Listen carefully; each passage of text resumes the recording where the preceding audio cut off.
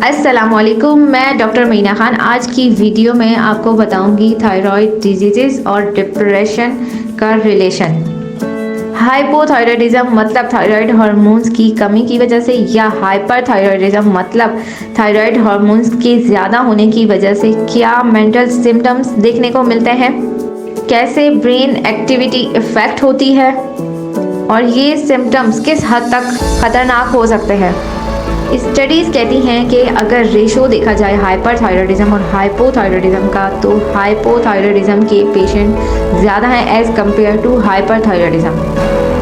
अगर हम मेल्स और फीमेल्स की रेशो देखें तो फीमेल्स में हाइपोथायराइडिज्म का रिस्क ज़्यादा होता है और हाइपोथायराइडिज्म फीमेल्स में ज़्यादा पाया जाता है।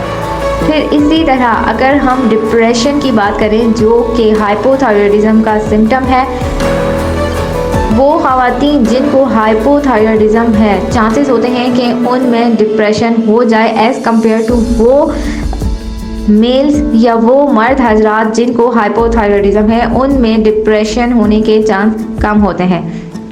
ये वजह है कि मेल्स और फीमेल्स की बायोलॉजी कुछ हद तक अलग है, डिफरेंट है।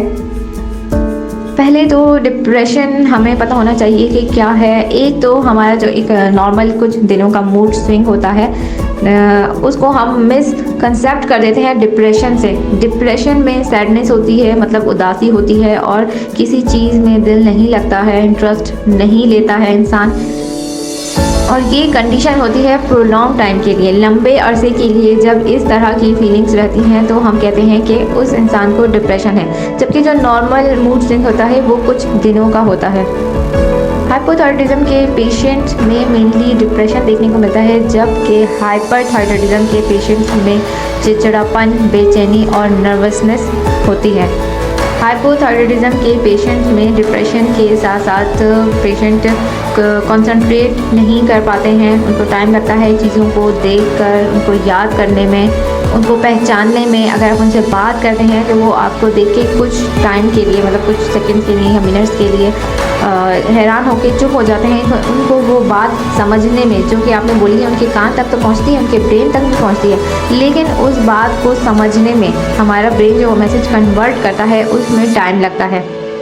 हाइपोथायराइडिज्म का पेशेंट भूलने लगता है, उसको चीज़ें याद नहीं रहती हैं, बातें याद नहीं रहती हैं, और ये कंडीशन वर्स भी हो सकती है, बदतर भी हो सकती है। अगर थायराइड का ट्रीटमेंट ना किया जाए तो परमानेंट ब्रेन डिसऑर्डर हो सकते हैं। हाइपोथायराइडिज्म और हाइपरथायराइडिज्म दोनों कंडीशंस में ही पेशेंट रेस्टलेस रहता है, क्योंकि उनकी नींद डिस्टर्ब रहती है, उनका खाना पीना डिस्टर्ब हो जाता है, जिसकी वजह से भी मेंटल स्टेट डिस्टर्ब रहती है।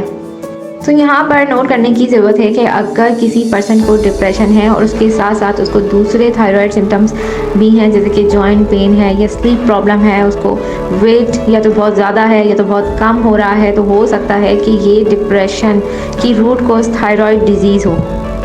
थायराइड का ट्रीटमेंट लेने से थायराइड डिजीज़ के सिम्टम्स आहिस्ता आहिस्ता रिवर्स होना या ठीक होना शुरू हो जाते हैं। इसी तरह हाइपोथायराइडिज्म का ट्रीटमेंट लेने से डिप्रेशन के सिम्टम्स भी रिवर्स हो जाते हैं। लेकिन अगर ट्रीटमेंट ना लिया जाए और डिप्रेशन की रूट कॉज अगर थायराइड डिजीज़ है और वो ना पता चले, तो ये डिप्रेशन और भी ज़्यादा सीरियस हो सकता है।